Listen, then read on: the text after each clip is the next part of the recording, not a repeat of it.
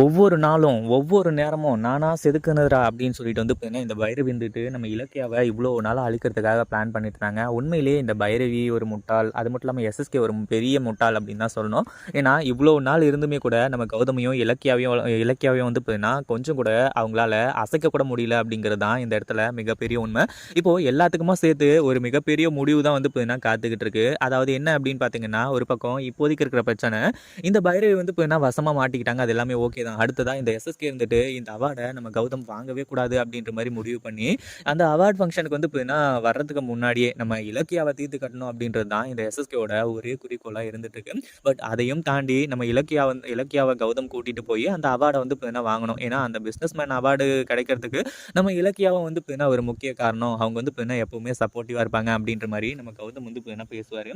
இப்படி எல்லாமே வந்து இப்ப என்ன போயிட்டு இருக்க சமயத்துல அடுத்தடுத்த விஷயங்கள் எல்லாமே கொஞ்சம் கொஞ்சமா வந்து இப்ப என்ன மாறிட்டு இருக்கு. இது எல்லாமே வந்து இப்ப என்ன அதிர்ச்சி தரக்கூடிய ஒரு விஷயம் தான். ஏன்னா இந்த இடத்துல இது யாருமே எதிர்பார்க்கல. எப்படிரா வந்து இப்ப என்ன இப்படிலாம் வந்து இருக்க போறோம் அப்படின்ற மாதிரி தான் வந்து நினைச்சிட்டு இருந்தாங்க. ஒரு பக்கம் எஸ்எஸ்கே இருந்துட்டு கடைசி நிமிஷம் வரைக்கும் வந்து இப்ப என்ன போராடிட்டு இருக்கான். நம்ம கௌதமையும் இலக்கியாவையும் வந்து இப்ப என்ன அழிக்கணும் அப்படின்ற மாதிரி சொல்லி. ஆனா அவனுக்கு மிகப்பெரிய ஒரு அதிர்ச்சி காத்துக்கிட்டு இருக்கு அப்படின்றது யாருக்குமே தெரியல. ஒரு பக்கம் இந்த ஃபங்க்ஷன் வேற லெவல்ல வந்து இப்ப என்ன நடந்துட்டு இருக்கு. அதே மாதிரி நம்ம இலக்கியா கிட்ட வந்து இப்ப என்ன ரேவதி கேட்டுக்கிட்ட ஒரு விஷயம், இந்த ஒரு ஃபங்க்ஷன்ல அதாவது இந்த அவார்ட் வாங்கும்போது இத்தனை வாட்டி வந்து இப்போ என்ன கௌதம் வந்து அவார்ட் வாங்கியிருக்கான். அந்த அவார்ட்லாம் வந்து இப்போ என்ன வாங்கினதுக்கு அப்புறமா அவன் வந்து அந்த விஷயத்துல வந்து இப்போ என்ன அந்த அளவுக்கு அதாவது அவங்க அம்மாவா நினைச்சிட்டு வந்து இப்போ என்ன ஜானகியா தான். ஆனா இப்போ அதாவது கடைசியா வந்து இப்போ என்ன நான் சாக போற நிலைமையில இருக்கும்போது இந்த ஒரு அவார்டு வந்து இப்போ என்ன நம்ம கௌதம்க்கு வந்து கிடைக்குது. அந்த அவார்ட் ஃபங்க்ஷன்ல நான் வந்து இப்போ என்ன கௌதமோட அம்மாவா வந்து இப்போ என்ன நிக்கணும் அப்படின்ற மாதிரி வந்து கேட்டுக்கிறாங்க. ஆரம்பத்துல கௌதம்க்கு மட்டும் தான் உண்மை தெரிய வரணும்னு சொல்லிட்டு வந்து நினைச்சாங்க.